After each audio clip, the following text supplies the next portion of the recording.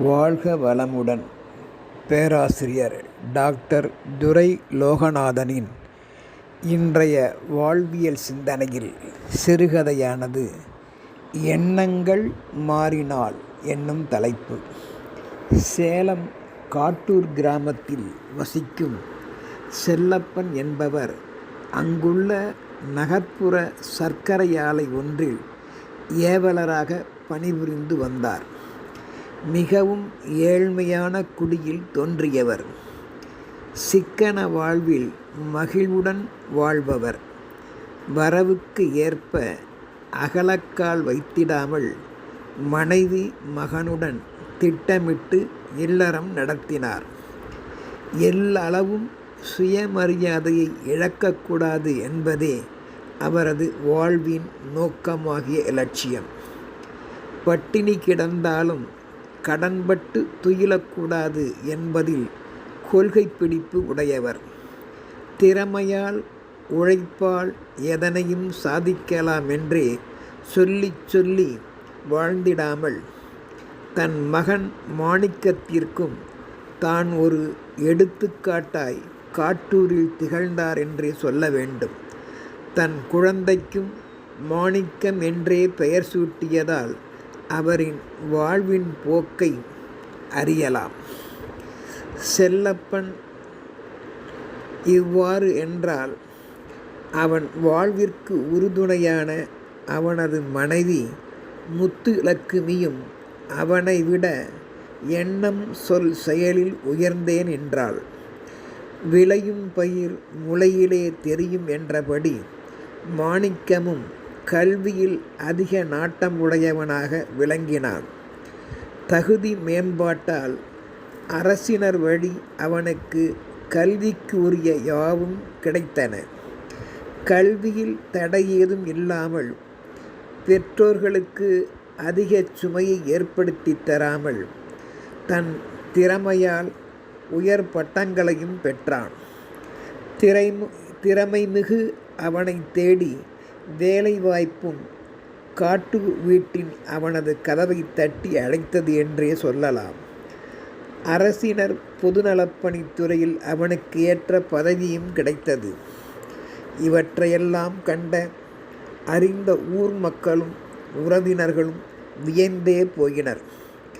வியந்து போனதுடன் வாய்த்தால் குடும்பம் என்பது எல்லா வகையிலும் செல்லப்பன் குடும்பம் போல் அமைய வேண்டும் என்று ஏங்கியும் ஒரு வகையில் காழ்ப்புணர்ச்சி கொண்டும் தங்கள் குடும்பத்தவருடன் இவர்களை ஒப்பிட்டு பார்த்து பொறாமையும் கொண்டனர்.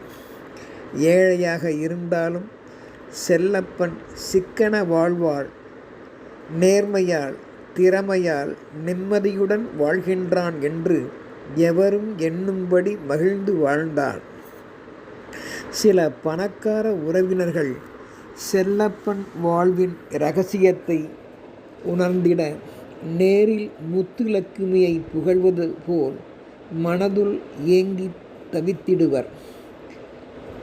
பணத்தால் செல்வாக்கால் பெற முடியாததை ஏழையாக இருந்தே இவர்கள் சாதிக்கின்றனரே என்றும் மனதுள் நினைத்திடுவர். அதை குறிப்பால் உணர்ந்த முத்துலட்சுமியோ தன் மனதுக்குள் வாழ்க்கை என்பது மிகப்பெரிய எதிர்பார்ப்புகளில் இல்லை, சின்ன சின்ன சந்தோஷங்களில்தான் வாழ்க்கை உள்ளது என்று மற்றவர்க்கும் புரிய வைப்பாள். மேலும் செல்லப்பன் குடும்பத்தினர் தன்னிலும் வசதி குறைந்தவர் ஏழை எளியவர்க்கு தங்களால் ஆன இந்த சூழ்நிலைகளையும் சிறு சிறு உதவிகளையும் செய்து வந்தனர். பணத்தை மிகுதியாய் சேர்த்து வைக்காமல் தம் தேவைக்கு போக மாத வருவாயில் மீதம் உள்ளதை அனாதையாளர்க்கும் கொடுத்து உதவியும் வந்தனர். இதை அறிந்த உறவினரில் ஒரு பணக்காரன் செல்லப்பனிடத்து கூறினான், நல்ல வாயன் சம்பாதித்து ஊர் வாயன் சாப்பிடுவதா என்றும் மாற்றி கேட்டான். காரணம், செல்லப்பனுக்கு வரும் பெயரையும் புகழையும் அந்த பணக்காரன், ஆம் கஞ்ச பேர்வழி வணங்காமுடி என்பவரால் பொறுத்து கொள்ள முடியவில்லை, அவனைப் போல் பேரும் புகழும் அடைய முடியவில்லையே என்ற ஆதங்கமே காரணம். ஆனால் செல்லப்பனோ தம் மனதுள் அவனை பார்த்து, இந்த உலகம் மண்ணாசை, பெண்ணாசை, பொருள் ஆசையை தூண்டிவிட படைக்கப்பட்டது. அதனை நாம் ரசிக்கலாம், ஆனால் அதிலே மூழ்கிவிடக்கூடாது என்பதை உணர்வார். மேலும் பணத்திமிரால், அதிகாரப் போக்கால் நாம் ஆடிய ஆட்டமும் நடத்திய கூத்தும் ஒரு நாள் நாம் நம் வயதினாலோ பணியினாலோ ஓய்வு பெறும்போது அப்போதுதான் அங்கே நம்மை பார்த்திட கூடுகிற கூட்டம் சொல்லும் நாம் யார் என்பதை. எனவே வாழும் வாழ்க்கையை கவனமாக இப்பொழுதிலிருந்தே வாழ பழகிட வேண்டும் என்றும் வியந்திடும் பலருக்கும் எடுத்துரைப்பார் நாசுக்காக செல்லப்பன். நமக்கு இடையூறு செய்திடும் பயணப்பாதையை மட்டும் மாற்றி நாம் நமது இலக்கை அடைய வேண்டும் என்றும் மாணிக்கமும் அவ்வப்பொழுது நண்பர்களுக்கும் புரிய வைப்பான். நமது இலக்கை மட்டும் நாம் எச்சூழலிலும் மாற்றவே கூடாது என்ற உறுதி காட்டூர் வாழ் சில நல்ல உள்ளங்களுக்கு இவர்களால் ஏற்பட்டதையும் எண்ணலாம். நல்வாழ்வுக்கு வழிகாட்டுவதே செல்லப்பன் குடும்பம் என்று கருதிடும் அளவிற்கு செல்லப்பன் நல்லவர் எவர் மனதிலும் உயர்ந்தேன் என்றான். அவர் குடும்பமும் அவ்வாறே.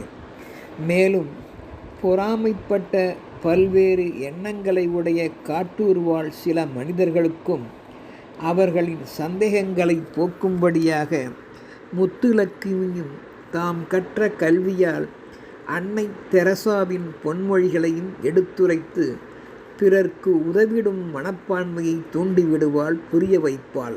ஆம், அந்த அன்னை தெரசாவின் பொன்மொழியாவது, எந்த ஒரு மெழுகுவர்த்தியும் இன்னொரு மெழுகுவர்த்தியை ஏற்றுவதால் அணைந்து விடுவதில்லையே. எனவே பிறர்க்கு உதவுவதை நிறுத்திவிடாதீர்கள். அத்தகு செயல்தான் உங்கள் வாழ்க்கையை அர்த்தமுடையதாக்கும் என்று கூறினாள், அதை எடுத்துக்காட்டி. எனவே பொதுநலம் காப்போம். மண்ணில் பிறக்கும்போது எவரும் நல்ல குழந்தைகளே. ஏழை என்றாலும் பணக்காரன் என்றாலும் நல்ல எண்ணங்கள் இல்லாதவன் வாழ்வதில் அர்த்தமே இல்லை. தேவைக்கு அதிகமானதை பிறர்க்கு உதவிடாத எண்ணம் கொண்ட பண முதலைகள் வாழ்ந்தாலும் அவர்கள் வாழ்வதும் பிணமாகவே என்றும் கருதப்படும். தகாத எண்ணங்கள் மாறினால் வாழ்வில் எவரும் செல்லப்பனைப் போல புனிதமானவர்களாக மாறலாம் அல்லவா? சிந்திப்போம். நன்றி.